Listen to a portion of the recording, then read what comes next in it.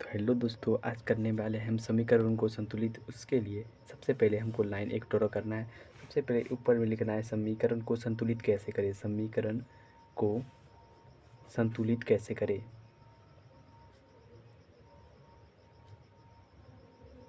संतुलित संतुलित कैसे करें। तुलित करें। समीकरण को संतुलित कैसे करें, ये आपका हो गया।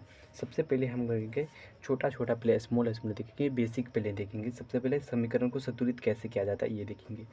समीकरण को संतुलित करने के लिए सबसे पहले हम मेटल करते हैं, यानी कि हम धातु का करते हैं। धातु का करते हैं। उससे तो सेकंड में हम करते हैं नन मेटल का। नन मेटल मतलब अधातु।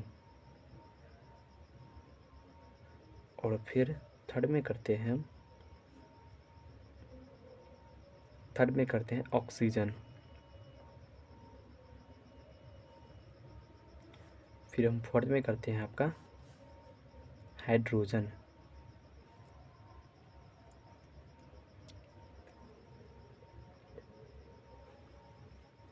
हाइड्रोजन हो गया।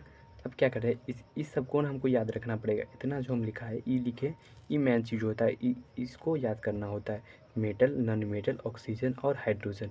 Metal, non metal, oxygen, hydrogen, ये याद करना पड़ेगा। O2 और हाइड्रोजन क्या होता है H2। हो गया, बेसिक हो गया। सबसे पहले हम चलेंगे बेसिक में, जिसमें हो गया कार्बन को ऑक्सीजन को उपस्थिति में जलाने पर, ऑक्सीजन की उपस्थिति में जलाने पर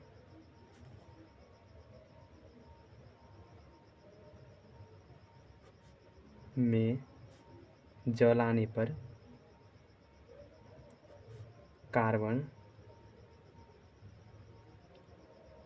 डाइऑक्साइड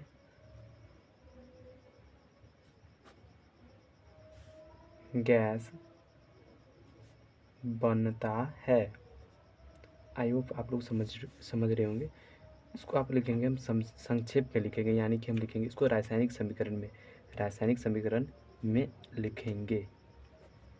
रासायनिक समीकरण में लिखेंगे कार्बन को ऑक्सीजन की उपस्थिति में जलाने पर। ऑक्सीजन हो गया, कार्बन यानी कि C हो गया। कार्बन का संकेत क्या होता है?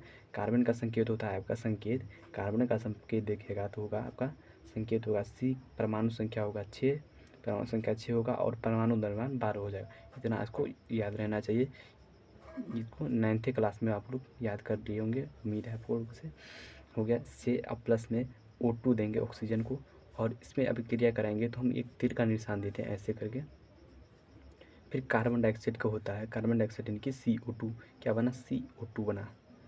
अगर हम यहाँ पर, ये क्या है, संतुलन में है ना।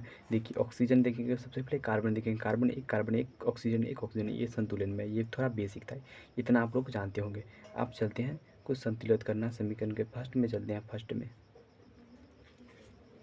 जैसे यहाँ पर दे दिएगा Mg मैग्नीशियम प्लस में ऑक्साइड, और बना देगा यहाँ पर MgO मैग्नीशियम प्लस में ऑक्सीजन मिलकर मैग्नीशियम ऑक्साइड बना देगा। यहाँ पर देखिए ऑक्सीजन 2 है, यहाँ पर ऑक्सीजन 1 है। यहाँ पर हमको संतुलित करना है। उसके लिए सबसे पहले मैग्नीशियम को जैसा है उसको वैसे पहले उतार लेंगे एक बार। फिर मैग्नीशियम ऑक्साइड जैसा है उसे उतार लेंगे और लिखेंगे यहाँ पर। ऑक्सीजन को सबसे पहले देखेंगे, नहीं सबसे पहले क्या देखेंगे? मैग्नीशियम को, क्योंकि हमको पहले क्या करना है? मेटल को, फिर नॉन मेटल को, फिर ऑक्सीजन को, फिर हाइड्रोजन को।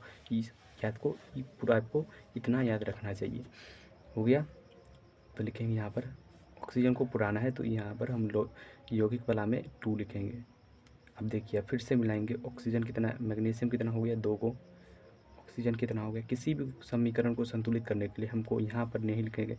अब यहाँ पर ऑक्सीजन 2 का, यहाँ पर नहीं लिखेंगे, यहाँ पर नहीं लिखेंगे, यहाँ पर नहीं लिखेंगे, क्योंकि यहाँ पर परमाणु संख्या होता है, यहाँ पर होता है आपका अणु का संख्या, इसीलिए हम यहाँ पर रखेंगे, यहाँ पर नहीं लिख सकते हैं। यहाँ पर हो जाएगा आपका 2। अब ठीक है, ये समीकरण संतुलित हो गया।